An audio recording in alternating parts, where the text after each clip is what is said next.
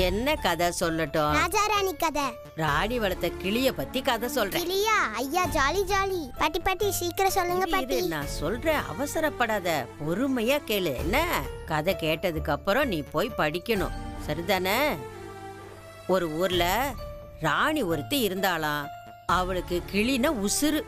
மனுஷங்க யாரையும் நம்பாம தான் உசுர 2 பாதியா பிரிச்சு 2 கிளிகளுக்குள்ள வச்சு வளர்த்தாளாம். ராணிய கொல்லணும்னா யாரும் நேரடியா கொல்ல முடியாது. கிளிகளை கொன்னாதான் ராணிய கொல்ல முடியும்னு தெரிஞ்ச ஒருத்தன் 2ஆ பிரிச்ச உசுர்ல பாதிய காலி பண்ணிடுவோன்னு ராணிய அசந்த நேரமா பார்த்து ஒரு கிளிய திருடிட்டு போயிட்டான். ஐயோ, அப்புறம் கிளிய திருடி கொண்டு போய் தங்க கூண்டுல அடைச்சு வச்சுட்டான். கிளிய கொன்னுடுவேன்னு ராணிய மிரட்ட இன்னொரு பாதி உசுறு இருக்குங்கிற தைரியத்துல ராணி அவனை மதிக்கவே இல்லை. இப்ப அவன் என்ன பண்ணா தெரியுமா? ராணியோட இன்னொரு கிளி கிட்ட தங்க கூண்டுல சொகுசா இருக்கலான்னு ஆசை காட்டி ராணிய விட்டு பறந்து வர சொன்னான். கிளி பறந்துருச்சா? அந்த கிளி பறக்கணும்னு நினைச்சப்ப, அட நன்றி கெட்ட கிளியே, உன்னையா இம்பிட்ட ஆசையா வளர்த்தேன்னு சொல்லி கழுத்தை திருகி போட்டுட்டான். அப்ப ராணியும் செத்துருப்பாங்களே. செத்து நடவனமா தெரிஞ்சிட்டு இருக்காளே. என்ன யமன் கைய பிடிச்சுக்கிட்டு பரலோகம் ஒண்ணு போகாதான் பாக்கி.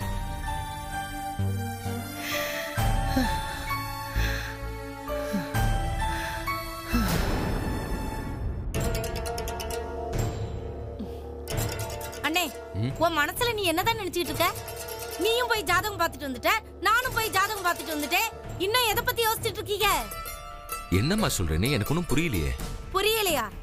இந்த வீட்டுலதான் என்ன பத்தி யாருக்கும் அக்கறை கிடையாது. புருஷன் இல்லாம கஷ்டப்பட்டு இருக்காளே, ஒத்த பொம்பளை பிள்ளைய பெத்து வளர்த்து வச்சிருக்காளே, அந்த பிள்ளைய நான் யாருக்காக வளர்த்து வச்சிருக்கேன்? சரசு, ஏன் புள்ள ஓன் புள்ளைய கல்யாணம் பண்ணிக்கிறதோ இல்ல ஓன் புள்ள ஏன் புள்ளைய நேசிக்கிறதோ உன் கையிலயும் இல்ல, என் கையிலயும் இல்ல. ஆமா மதனி, என் கையிலயும் இல்ல, உங்க கையிலயும் இல்ல. தோ எங்க அண்ணன் கையிலயும் இல்ல. அப்போ இந்த வீடு யார் கையில தான் இருக்கு? சரசு, வீட்டை பத்தி இப்ப எதுக்குமா பேசுற? நாளைக்கு பேசுவோம், முதல்ல போய் தூங்கு. அண்ணே, நித்தமும் நான் அந்த வீட்டுக்கு தான் வரேன். இந்த வீட்டுல தான் சோறு திங்கிறேன். இந்த வீட்டுல இருந்தா போறேன். அப்ப எனக்கு இந்த வீட்டுல என்ன உரிமை இருக்கு? என்ன உனக்கு என்ன உரிமை இல்ல? இந்த வீடு உன் வீடா தானே இருக்கு. ஜெயம்மா, கொஞ்சம் அமைதியா இருக்கியா? சரசு, நீ பேசாம இரு. அண்ணே, என் மகளை ஓ மகனுக்கு கட்டி கொடுக்கறதா தானே பேச்சு இருக்கு. ஆனா ஓ மகன் யாரோ ஜோதின்ற பொண்ணோட போடி நாய்க்கிற பக்கம் சுத்திட்டு இருக்கான். என் கண்ணால பார்த்தேன். அதுக்கு என்ன செய்யட்டும்? சரசு, அவங்க வேற வேலையா போயிருக்காங்க. என்ன வேலை? சரசு, ஜெயாவோட அம்மாவை காணோம். பொம்பளை பிள்ளைங்க தனியா போயிருக்கு. அதான் துணைக்கு நான் தான் அவனை அனுப்பி வச்சேன். ஆஹா, நீ ரொம்ப நியாயமான ஆளுதான். நீ எப்பவுமே நியாயத்தை மட்டும் தானே செஞ்சிட்டு இருக்க. எனக்கு கல்யாணம் முடிஞ்ச மறுநாளே ஒரு பொம்பளை பிள்ளைய வீட்டுக்கு கூட்டிட்டு வந்த. அவன் அண்ணன் வந்து என் புருஷனை வெட்டிட்டான்ல. சரசு, பழச பத்தி இப்ப பேசாத. உனக்கு இப்ப என்ன வேணும்? நீ எதை பத்தி பேச வந்தியோ அதை மட்டும் பேசு. ஏன் மதனி, நான் என்ன கேள்வி கேட்டாலும் என் மூஞ்ச அடிச்ச மாதிரி எனக்கு பதில் சொல்றியே. இதே கேள்வியை நான் உனக்கு திருப்பி கேட்கட்டுமா? என்ன கேப்ப? கேளு. நீ என்ன ஆசைப்படுற மதனி? நீ என்ன ஆசைப்படுற? என் குடும்பமும் உன் குடும்பமும் ஒண்ணு சேரணும், அதானே? சேராது, சேரவும் கூடாது.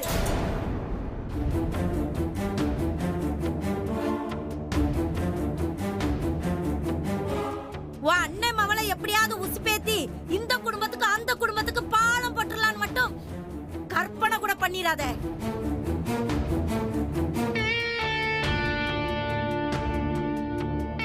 உங்க அம்மா காணாம போயிட்டாங்கன்னு சொல்றது கூட உனக்கு ஒரு சாக்கு தான்.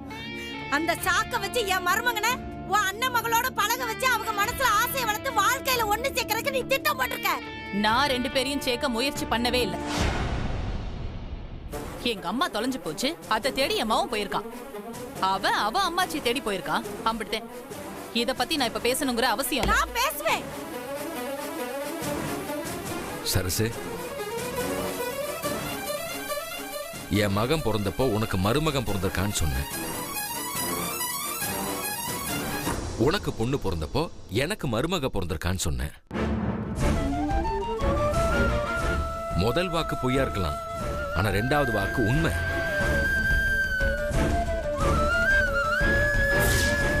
ஐஸ்வர்யா என் வீட்டு மருமக.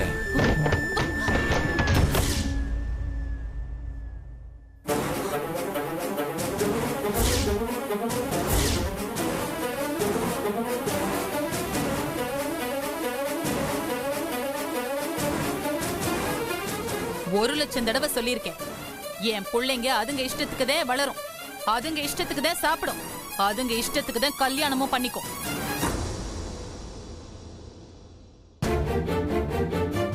சரஸ்வதி, உன் புள்ளைய நீ எப்படி வளர்த்தன்னு எனக்கு தெரியாது. ஆனா என் புள்ளைய நான் சுயமாதான் வளர்த்திருக்கேன். என்னன்னு உன் பொண்டாட்டி என்ன சொல்லுது? நான் என்னமோ என் பொண்ணை விட்டத்தை வளர்த்து வச்ச மாதிரி பேசுது. சரசு, நான் பேசுறத தயவு செஞ்சு நீ கொஞ்சம் புரிஞ்சுக்கோ. நான் அப்படி சொல்லவே இல்லையே. ஏன் அவன ஓ மகளுக்கு கல்யாணம் பண்ணி வைக்கணுங்கிறது ஓ எண்ணம். ஆனா ஏன் என்ன வேற. ஓ என்ன என்னன்னு எனக்கு தெரியுமா? உன் அண்ணன் பொண்ணு இந்த வீட்டு மருமகளா ஆக முடியாது. அத நீங்களோ நானோ சரஸ்வதியோ கூட சொல்ல முடியாது. இப்போ என் மவன் அவன் அம்மாச்சியை தேடி போயிருக்கான். அம்மாச்சி என்ன அம்மாச்சி? அம்மாவே அனாத.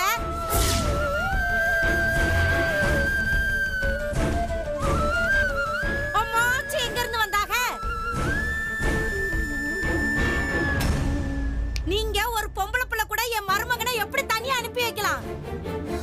ஒரு பொம்பளை புள்ள தனியா கேரளா போச்சு, அந்த பொம்பளை புள்ளைக்கு பாதுகாப்பு இல்ல. அது மாதிரி என் மவனை அனுப்பி வச்சேன். ஏமா, அது ஐஸ்வர்யா எக்ஸாம் எழுத போயிருந்தா. அத பத்திலாம் இப்ப நீ ஏன் பேசுற? மத்தவங்களும் நம்ம புள்ளையும் ஒண்ணா? ஆஹா, உங்க வீட்டு புள்ள தனி, எங்க வீட்டு புள்ள தனி, அப்படிதானே? இல்லம்மா, இல்ல ஜெயா, நான் அப்படி சொல்லல. ஆமா, அப்படிதான் மதனி. அது உண்மைதான். உங்க குடும்பம் தனிதான், எங்க குடும்பம் தனிதான். உங்களுக்கு உண்மை புரிஞ்சதுல? எங்களை பொறுத்த வரைக்கும் நீங்களே அடுத்த வீட்டு பொம்பளை தான். நாங்க சொல்றத கேட்டு நடக்கிறதுக்கு பாக்கியப்பட்ட பொம்பளை.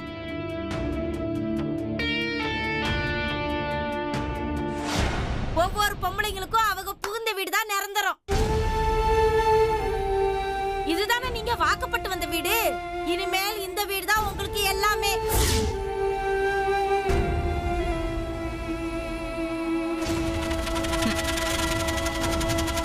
அப்புறம் எதுக்குமா நீ அதிகாரம் பண்ற? இது என் வீடு.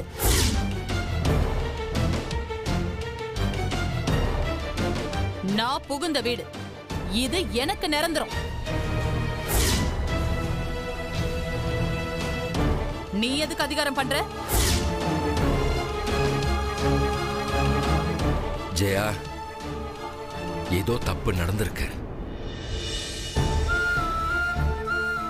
தயவு செஞ்சு பேசாத. எதுவும் பேச வேண்டாம்.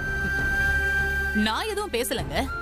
உங்களை காதலிச்சேன், கல்யாணம் பண்ணி இந்த வீட்டுக்கு வந்தேன். அதுக்காக என் குடும்பத்தை நான் மறக்க முடியாது. அப்படி மறக்கணும்னா உங்க தங்கச்சி இவ்ளோ உரிமையோட, இவ்ளோ அதிகாரமா என் வீட்டுல நின்னு பேசக்கூடாது. இது என்ன ஏன் வீடா இல்ல அவ வீடா?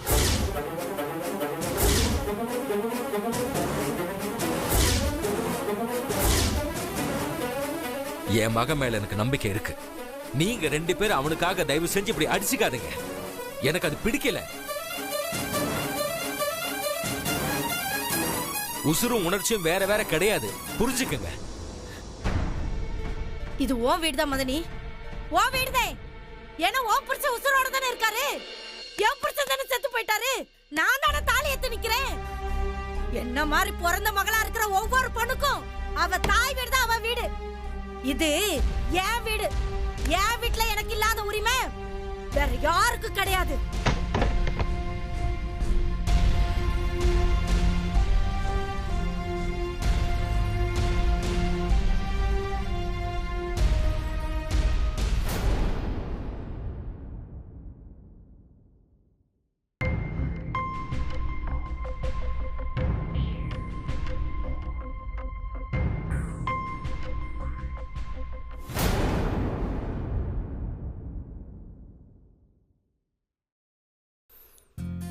வாங்க. தம்பி அண்ணா. ராஜேஷ் தானே நீங்க? ஆமாண்ணே. சீல்தூர்லேருந்து சிவானே பேசுனாரா? ஆமாண்ணே. அக்கௌண்ட்ல பணம் போட்டிருக்காரு. 2 ரூம் புக் பண்ண சொன்னாரு. ஒரு நிமிஷம். சின்ன வயசுலேருந்து ஏசிலே வளர்ந்த பிள்ளை. நம்ம ஊர் வெயிலாம் தாங்காது. நம்ம ஹோட்டலில் எல்லா ரூம்லையும் ஏசி பக்கா வேலை செய்யுதுல்ல. என்னண்ணா இப்படி கேட்டுட்டீங்க? நம்ம ஹோட்டல்ல எல்லா ரூம்லயும் ஏசி பக்காவா வேலை செய்யணும். சாவியை கொடு. சரிங்கண்ணா.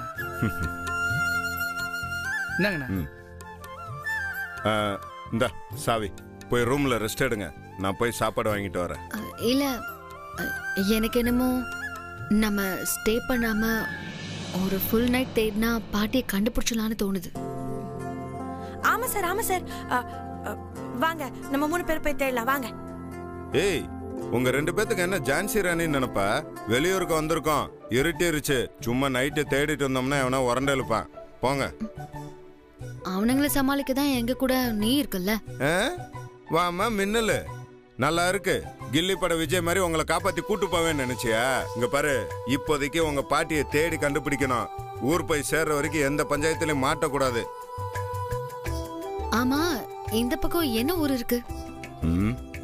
மேடம், அத அந்த பெரியவர் சொன்னாருல்ல, மைனப்பட எடுத்த ஊரு கொரங்கினி. படத்துல காட்டின மாதிரியே ஊர் ரொம்ப கலர்ஃபுல்லா இருக்கும்ல சார்? ஏய், நம்ம என்ன ஊரை சுத்தி பார்க்க வந்திருக்கோம்? பேசாம ரூம்ல போய் ரெஸ்ட் எடுப்பியா? இந்த சாவி எப்படி? ஒரு நிமிஷம். என்ன இந்தா. இது எதுக்கு? இல்ல சாப்பாடு வாங்கிட்டு வர்றதுக்கு. அதெல்லாம் எதுவும் வேணாம், நீ வச்சுக்க. இங்க நமக்கு தெரிஞ்ச கடை ஒன்று இருக்கு. அங்க போய் நான் நல்லா சாப்பிட்டுட்டு உங்களுக்கு பார்சல் பிடிச்சிட்டு வரேன். அப்புறம் இன்னொரு விஷயம், அதுக்காக இதை செலவு பண்ணிடாத. நாளைக்கு பெட்ரோலுக்கு இதுதான். என்ன? ஏய், ஒரு நிமிஷம். உங்க ரூம் எங்க இருக்கு? சீல்தூர்ல என் வீட்டுல இருக்கு. நல்லா கூட்டு வந்த பாரு கிளவி தர்றதுக்கு ஆளை. பாட்டி. ஐயோ. சொல்றேன். சேத்தூர், சேவ பண்டீரு, ஜமீன் வகைரா, வாசுதேவ நல்லூர், மலக்கொடைஞ்சி, முத்துவடுகரு பரம்பரை, ராணி அம்மா, நாகரத்னம், பாட்டி. போதுமா? ஐயோ. என்ன பாக்குற? Okay madam.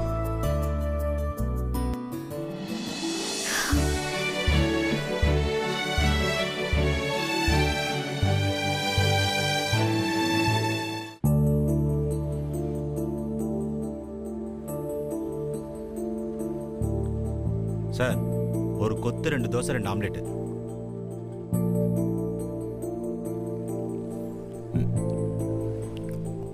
அண்ணே, பார்சல் கட்டியாச்சா? கொத்து 2 தோசை 2 ஆம்லெட். சால்னா பாக்கெட் 2 எக்ஸ்ட்ரா இருக்குல்ல? கட்டியாச்சுண்ணே. ரைட்டு. சரி தம்பி, உங்க ஓனர்கிட்ட ஃபோன் பண்ணி சொல்லிட்டேன். அவர் சில்தூர் வரும்போது பணம் வாங்கிக்கிறான்டப்ல. சரிங்கண்ணே.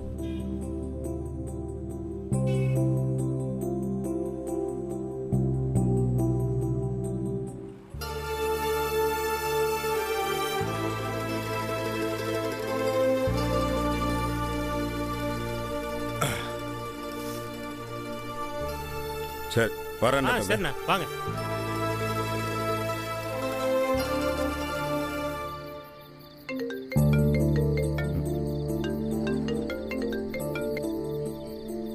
அப்பா சொல்லுங்கப்பா. எங்கடா இருக்க? நான் இங்க இந்த போடி அவுட்டர்ல இருக்கேன்ப்பா. நம்ம முத்தையா இருக்காருல்ல? எந்த முத்தையா? அதான்ப்பா நம்ம மீச முத்தையா. எல்லா மாசமும் 8ஆம் தேதி ஆனா கடைக்கு வந்து பால்கோ வாங்கிட்டு போவாப்லையே. ஓ, அவரா? ஆமாப்பா, அவர் கடையில தான் இப்ப சாப்பிட்டுட்டு அந்த பிள்ளைகளுக்கும் பார்சல் வாங்கிட்டு இப்ப போயிட்டு இருக்கேன். அந்த அம்மா இன்னும் கிடைக்கலையா? பேசாம பேப்பர்ல விளம்பரம் கொடுத்துடலாம்ல. கௌரவம்னு சாகுறாங்க. அப்பா, கிளவி இருக்கிற இடம்லாம் நமக்கு தெரிஞ்சு போச்சு. எனக்கு தெரிஞ்சு இங்கதான் எங்கேயோ இருக்கு. ஆனா என்ன கண்ணில் அகப்பட மாட்டேங்குது. பார்த்தவங்க எல்லாம் தகவல் சொல்றாங்க. இங்க பார்த்தேன் அங்க பார்த்தேன்னு கொஞ்சம் கூடுன தகவலா தான் கிடைக்குது. ஓஹோ. ஏன்பா, கிளவிக்கு ஒரு 68 இருந்து 70 வயசு இருக்குமா? இருக்கும். பாத்தீங்களா, இந்த வயசுல 2 நாள்ல 80 தொலை நடந்து வந்திருக்குன்னா இப்ப நீ இருக்கிற இடத்துல இருந்து பக்கத்துல தான் நம்ம இருக்காங்களா? ஆமாப்பா, இந்த வழியா தான் போயிருக்கு. போடி மட்ட வழியா எனக்கு தெரிஞ்சு மூணாறு பக்கம் போக வாய்ப்பு இல்லை. ஏன்னு கேட்டீங்கன்னா அடிக்கிற குளிர்ல கிளவி மண்டே போட்டாலும் மண்டே போட்டுரும். அதனால எனக்கு தெரிஞ்சு அந்த பக்கம் குறுங்கினி ரோடு இருக்குல்ல, அந்த ரோட்டு வழியா தான் போயிருக்கணும். இப்ப உங்களுக்கு ஒரு விஷயம் ஞாபகம் இருக்கா? அம்மா முன்னாடி ஒரு வாட்டி சொல்லுச்சுல, போடி பக்கத்துல ஒரு முனீஸ்வரன் கோயில் ஒன்று இருக்கு, அதுதான் கிளவியை கட்டி கொடுத்த ஊருன்னு சொன்னாங்க. ஞாபகம் இருக்காப்பா? எனக்கு தெரிஞ்ச அநேகமா அந்த பாதையை பிடிச்சு தான் போயிருக்கும்னு நினைக்கிறேன். அதனால இந்த பிள்ளைகளுக்கு சாப்பாடு வாங்கி கொடுத்துட்டு இடத்தையும் சொல்லிட்டு அப்படியே கிளம்பி சீல்தூர் வந்துடலாம் பாக்குறேன். வேண்டாம் வேண்டாம், அது தப்பு. உதவி செய்யாம கூட இருக்கலாம். உதவி செய்யணும்னு முடிவெடுத்துட்டா அதை முழுசா செஞ்சு தரணும். ராத்திரியில எங்கேயும் நடந்து போக வாய்ப்பு இல்லை. அதனால நீ நைட்டு முழுக்க ஊர்ல தேடி பாரு, எங்கேயாவது கடலை படுவாங்க. சரிப்பா, அப்ப நான் ஒன்று பண்றேன். இந்த பார்சலை கொடுத்துட்டு அந்த பிள்ளைகளை சாப்பிட சொல்லிட்டு தூங்க சொல்றேன். கிளவிய அப்ப நைட்டோட நைட்டா தேடி கண்டுபிடிச்சிடுறேன். சரிப்பா. சரிப்பா, வைக்கிறேன். கிளவி எப்படி போயிருக்கோம்?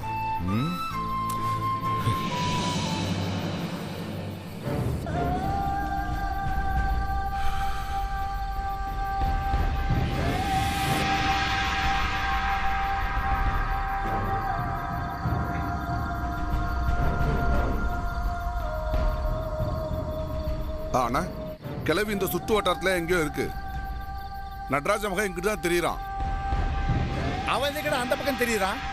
கிளவியோட பேத்திக்கு துணையா வந்திருப்பான் போலண்ணா. ஓ, அந்த பக்கம் ஒரு காதல் கதை ஓடுதா? போகட்டும் போகட்டும். ஆமாண்ணா. டேய், அந்த பயல சாதாரணமா நினைச்சு விடாதீங்கடா. மண்டையாலே முட்டி முட்டி மலையே சாய்ச்சி விடுவான். அதனால இன்னைக்கு ஒரு நாள் மட்டும் தூக்கத்தை பார்க்காம அந்த ஏரியா முழுக்க சல்லடை போட்டுருங்க. அவன் கண்ணுல மட்டும் அந்த கிளவி படவே கூடாது. சரிங்கண்ணா. டேய், கிளவிய ஈவு இறக்கம் பார்த்து விட்டுறாங்கடா. பார்த்ததும் படக்குன்னு அறுத்து போட்டுருங்க. சரிங்கண்ணா.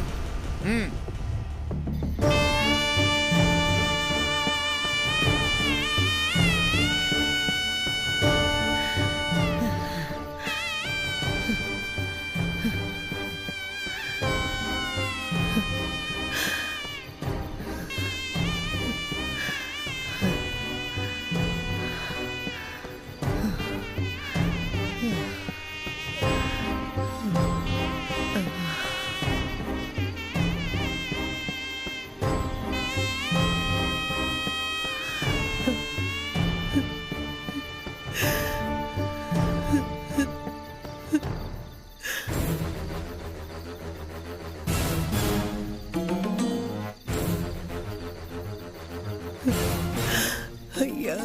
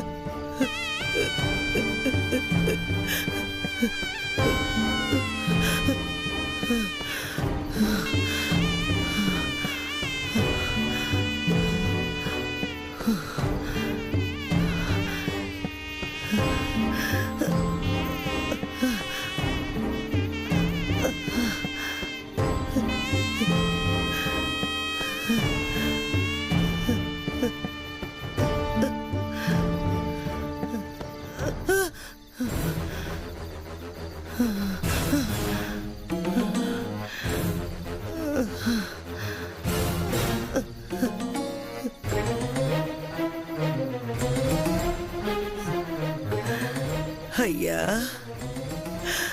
முனியையா, எப்படி இருக்க? வானந்தா என் கூரை, நான் நிக்கிற இடம்தான் எனக்கு கோவில்லான்னு சொன்னவனே வந்துட்டேயா, உன் மக வந்துட்ட. நானும் உன்ன மாதிரிதாயா, சத்தியத்துக்கு கட்டுப்பட்டு எவ சன்னதி வாசலையும் நான் மிதிக்கலையே. அவளுக்கு காலடியில செத்துறக்கூடாதுன்னு உசுர உள்ளங்கையில இருக்க பிடிச்சுக்கிட்டு உன்னை தேடி வந்துட்டேயா.